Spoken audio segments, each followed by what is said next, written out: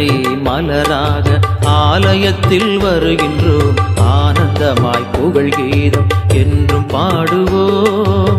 அர்ச்சனை மலராக ஆலயத்தில் வருகின்றோம், ஆனந்தமாய் புகழ் கீதம் என்றும் பாடுவோம். அர்ப்பணித்து வாழ்ந்திட அன்பர் உம்மில் வளர்ந்திட ஆசையோடு அருள் வேண்டி பணிகின்றோம்.